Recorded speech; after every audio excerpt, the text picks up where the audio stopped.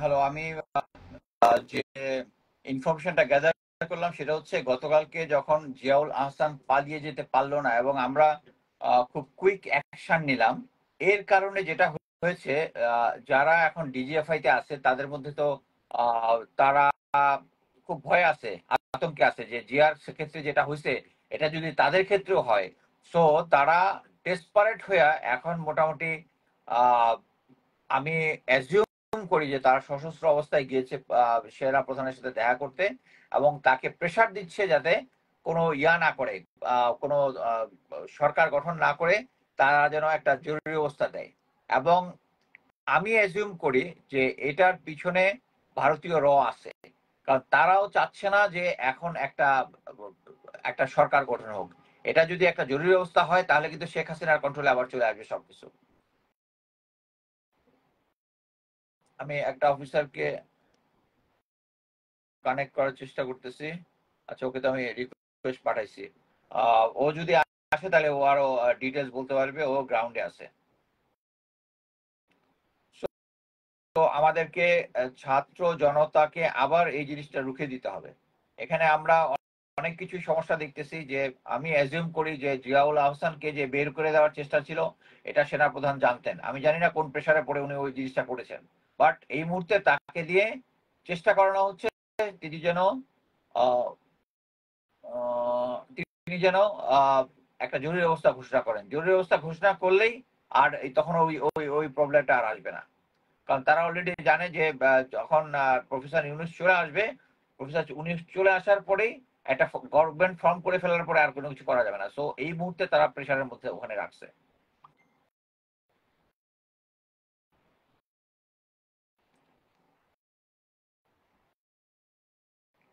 আমি অফিসারটাকে এন্ড করার চেষ্টা করতেছি, বাট সে তো আসতেছে না। এই রেজা, তুমি যদি আমার কথা শুনো, রেজা যদি শুনো তাহলে এখানে যুক্ত হও। আমরা বাংলাদেশে এখন একটা ক্রিটিক্যাল সিচুয়েশনের মধ্যে পার করতেছি, জাস্ট ভেরি ক্রিটিক্যাল সিচুয়েশন। এবং সেনা প্রধানকে এখন আমি যেটা ভাবতেছি সেটা হচ্ছে বড় যে কমান্ডার গুলো আছে এদেরকে জাস্ট তার অ্যাপয়েন্টমেন্ট থেকে সরিয়ে দিতে হবে। সরিয়ে দেওয়ার পরে নেক্সট জুনিয়র যে আছে সে অ্যাক্টিং থাকবে, এখনই যে প্রমোশন দিতে হবে তা তো না, অ্যাক্টিং থাকবে, অ্যাক্টিং জিওসি থাকবে বিভিন্ন জায়গায়, কমান্ডার যেগুলো আছে সেগুলো চেঞ্জ করতে হবে। বাট আমি গ্রাউন্ডে অফিসারদের সাথে কথা বলেছি, যারা সার্ভিং অফিসার আছে তারা এখন তো sir I have send request, but আমি তো রিকোয়েস্টটা পাইনি। রেজা, আমি রিকোয়েস্টটা অ্যাকচুয়ালি পাইনি, আমার কাছে এখনো রিকোয়েস্টটা আসেনি। আমি রেজাকে যুক্ত করে নিব।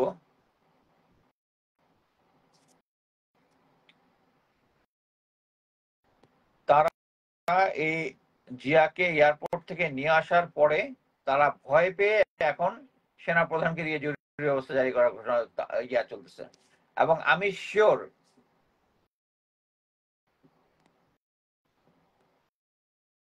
শিওর জিয়াকে তার বাসায় রাখা হয়েছে। এখন আবার শুনতেছি যে তাকে নাকি ডিজিএফআই এর মেসে রাখা হয়েছে এই মুহূর্তে। ডিজিএফআই এর মেসে রাখা ইজ মোর রিস্কি। ডিজিএফআই এর এই এখন আচ্ছা, এই হিসাবটা বের হয়ে গেছে। তাকে ওখান থেকে ডিজিএফআই এর মেসে নেওয়া হয়েছে, তার মানে হচ্ছে তার সাথে ডিজিএফআই অফিসাররা কথা বলতেছে এবং জিয়া ওদেরকে কনভিন্স করছে যে যদি সরকারটা আসে তোমরা কেউই বাঁচবে না। So just put pressure on general Waker, just exactly. এই কারণে আমি তো জানতাম যে তাকে রাখা হয়েছে তার তার বাসায় হাউস অ্যারেস্ট, বাট তাকে এখন ডিজিএফআই কাস্টাডিতে রাখা হয়েছে।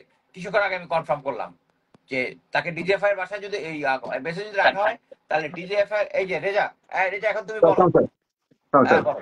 স্যার, অ্যাকচুয়ালি এই মুহূর্তে আমাদের যে সবাই যে আনন্দ উল্লাসে ডুবে গেছে, আনন্দ উল্লাস বন্ধ করে বাস্তবে আমাদের এখন চোখ কান খোলা রাখতে হবে। এবং আমরা সবচেয়ে বড় সংকটটা এখন পার করতেছি এবং সবাই মনে করছে সবকিছু আমাদের পেয়ে গেছি, উল্লাস ভাগাভাগি টাইপ একটা অবস্থা হয়ে গিয়েছে। অত্যাচার এগুলো সব বন্ধ করে এখনো আমরা স্টেবল না। আমি মনে করি আমাদের জাতি এখন স্টেবল হয় নাই। সেনাপ্রধান যথেষ্ট চ্যালেঞ্জ ফেস করতেছে, কারণ তার আশেপাশে গাদ্দারে ভরপুর। প্রত্যেকটা মানুষের বুঝে মনে রাখা রাখা উচিত গত 15 বছরে বিভিন্ন জায়গায় যারা যারা আছে এই মানুষগুলো কোন প্রসেসে এই জায়গাগুলোতে আসছে। তো এখন হুট করে আমরা যেভাবে আনন্দ উল্লাস শুরু করছি বিষয়টা আসলে করার মতো না। গতকালকে রাতের ঘটনা যেহেতু জানেন যে আমরা কতগুলো অফিসার এয়ারপোর্টে কিভাবে জিয়াউল আহসানকে আটকাইতে হয়েছে এবং সে চলে যাচ্ছিল, একদম বিমান অলরেডি বিমান মানে এবারে রানওয়েতে ছিল তখন, সে অবস্থায় বিমান ফিরিয়ে জিয়াউল হাসানকে নামিয়ে আনা হয় এবং ওখানে আমাদের সামনেই পরে ডিজিএফআই তাকে নিয়ে যায়। এখন তাকে ডিজিএফআই মেসে বা যেখানেই রাখা হোক, এই মানুষটা কিন্তু একটা মারাত্মক ভাইরাস যে এখানে জঘন্যতম ঘটনা ঘটানোর চেষ্টা করবে। সে আপনার বন্ধু, আপনি আমার চেয়ে ভালো চিনেন। তো এখন একটা গ্রুপ এই বিশেষ করে আওয়ামীপন্থী তারা চাচ্ছে যে করেই হোক সেনাপ্রধানকে প্রেসার দিয়ে ইমার্জেন্সি ডিক্লেয়ার করাইতে। আচ্ছা এবং যদি রেজা রেজা আমি একটা জিনিস বলি, আমি যেটা শুনলাম, আমি তো আগে জানতাম তাকে নক্ষত্রতে রাখা হয়েছে, বাট এখন না, আমি শুনতেছি তাকে নক্ষত্র না, নক্ষত্র না, না, ডিজিএফআই তাকে মেসে নক্ষত্র রাখা হয়েছে। না, তাকে ডিজিএফআই মেসে আচ্ছা, রাখা হয়েছে এবং তাহলে কিন্তু হিসাব সেখানে মিলতেছে। রাখা মানে অনেক ঝুঁকিপূর্ণ। তার মানে হচ্ছে ডিজিএফআই মেসে রাখাটা ঝুঁকিপূর্ণ, কারণ ডিজিএফআই তাকে পাচার করার চেষ্টা করছিল। তার মানে হচ্ছে ডিজিএফআই মেসে এখন ডিজিএফআই এর অফিসাররা তার সাথে মিশেছে এবং সে এখন কনভিন্স করছে তাদেরকে সবাইকে। এই এই জিয়া এখন সবাইকে মিসগাইড করবে, সবাইকে মিসগাইড করবে মিসগাইড এবং করছে এবং তাদেরকে দে আর সে ডিএফ মিসগাইডেড। অফিসার, হ্যাঁ, বলতেছে যে ডিএফ তোমরা কেউ আমি অফিসারদেরকে যেরকম বাঁচবো না তোমরাও কেউ বাঁচবে না। এবং আমি শিওর সে বলতেছে, সে এক্স্যাক্টলি যেহেতু অনেক ইনফরমেশন রাখে, সে বলতেছে যে তোমার এই সমস্ত ইনফরমেশন আমি জানি, সো তোমরা যদি, আমি যদি যাই সে তুমিও যাবা। প্রত্যেককে so this is happening. Blackmail করার চেষ্টা করেছে। আর সে দীর্ঘদিন আরেকটা জিনিস বলি, যে আরেকটা কাজ করতো দীর্ঘদিনে, সে অফিসার না, শুধু অফিসার ভাবি যারা লেডি তাদের কল রেকর্ড করে তাদের বিভিন্ন ভাবে তাদেরকে ট্র্যাপে ফেলে সে প্রতিটা মানুষকে, এবং সে কিন্তু শেখ হাসিনাকেও ব্ল্যাকমেইল করেছে, এটা অনেকে জানে না। শেখ হাসিনাকেও সে ব্ল্যাকমেইল আমি করেছে, জানি কারণ এটা, আমি জানি প্রত্যেকটা এটা। ব্যক্তির, কারণ সে যেই জায়গার দায়িত্ব ছিল এনটিএমসি রোলে, এনটিএমসি দায়িত্বে এখানে থাকা অবস্থায় প্রত্যেকটা মানুষের প্রাইভেট জিনিসগুলো সে কালেক্ট করছে। কালেক্ট করে সব মানুষকে, মানে মিডিয়া বলেন, সাংবাদিক বলেন, আপনার সেনা অফিসার বলেন, স্যার এখানে সচিব বলেন, ইভেন ফিল্মের নায়ক নায়িকা বলেন, যত লোক হঠাৎ করে দেখছেন পোল্ট্রি মার্চ দালালি করতেছে, যত লোককে হঠাৎ, অধিকাংশ লোক তার ব্ল্যাকমেইলের শিকার। এবং সে এখনো এই কাজটা ক্যান্টনমেন্টে, মানে এখন শাহবাগ মোড়ে এনে বেঁধে রাখা উচিত। কামানিস এই ভাইরাস মানে একদম এইডস এর মতো করে সে ছড়াবে, সে জঘন্যতম ঘটনা ঘটানোর চেষ্টা করবে। আনবিলিভেবল একটা ক্যারেক্টার সে। করি স্যার যে এখন আচ্ছা এখন তুমি তুমি তুমি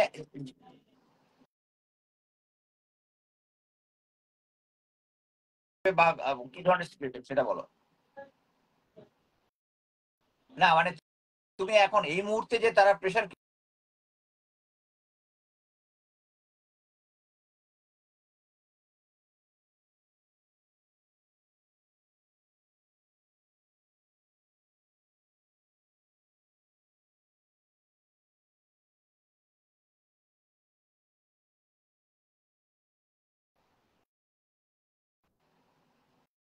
আচ্ছা আমি শুনতে যেটা বলতেছি,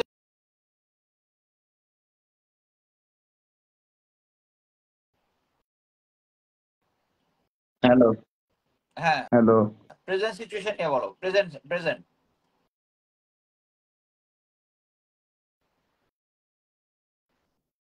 অঘটন ঘটে নাই কিন্তু খুব চেষ্টা।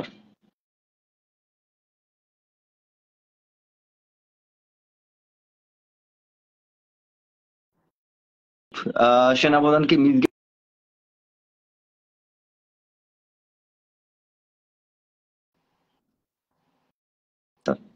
আচ্ছা এইমাত্র একটা মেসেজ পেলাম আমি, সেটা হচ্ছে অলরেডি যারা গেছে,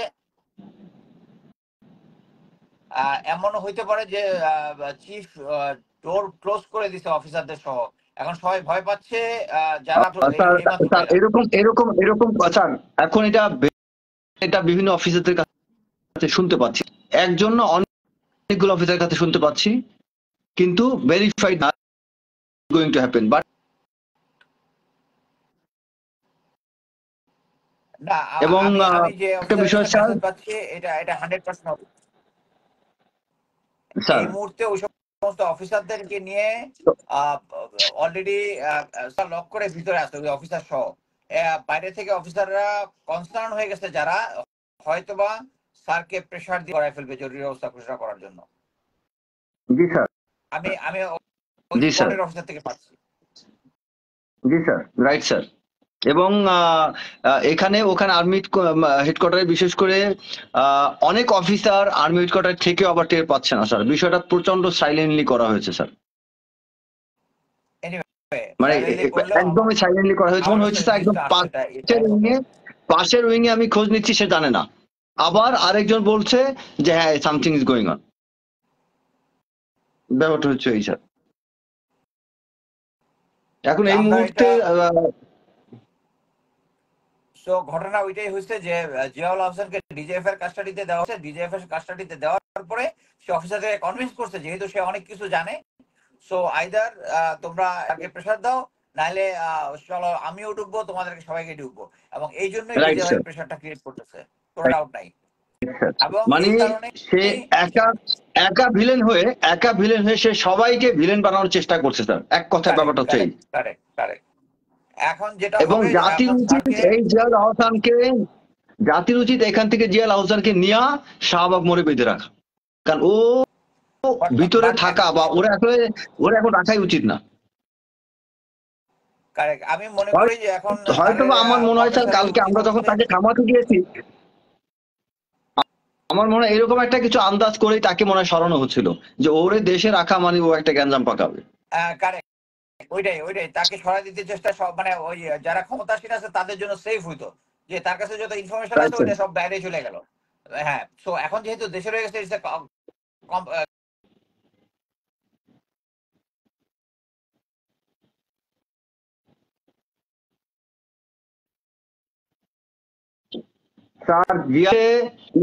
এই ভিডিও জিয়ার যদি কাছে কেউ আরেকটা দেখে বিষয় থাকে আপনাকে বলেছি স্যার, এবং জিয়াউল অন্যান্য হাসানের কাছে ডিভিশনের জুনিয়র অফিসাররা, they should raise their voice right now, they should raise their voice right now. আমাদের সিনিয়র অফিসারদের, এটা একটা স্যার অলরেডি জুনিয়র এটা একটা অফিসাররা বিদ্রোহ টাইপ হয়ে যাচ্ছে একটা ভেরি স্ট্রং। ওই পার্টিটা। আমাদের জুনিয়র অফিসাররা সবচেয়ে কারেক্ট, বড় গুড এবং সাইন হচ্ছে, আমি শিওর সবচেয়ে বড় good sign officer active sir. সবচেয়ে বড় গুড সাইন আমাদের জুনিয়র অফিসাররা সবাই সেনাপ্রধানের ফেভারে, সবাই কারেক্ট। এখন একদম এ টু জেড। যেটা হচ্ছে এটা এটা যদি প্রেসার দিয়ে মধ্যে একটা বিদ্রোহ দেখবে আর্মির মধ্যে, কারণ জুনিয়র অফিসার এটা অ্যাকসেপ্ট করবে না। এবং আমি কয়েকজন commander, they are not going to accept it, they are not going to accept it. So এটা যেটা হবে, মাঝখান থেকে কিছু ব্লাড শেড হতে পারে এটার জন্য। এটার জন্য দায়ী হচ্ছে রাইট স্যার, সোনলি Ziaul Ahsan. So he is going to, correct sir. আমি জানি না, মানে আই এম ফিলিং ডিস্টার্ব, মানে আমি অ্যাকচুয়ালি টুডে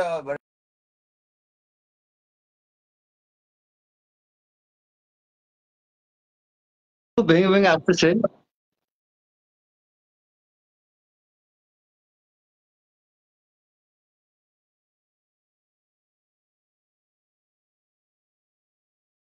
হ্যালো, হ্যালো।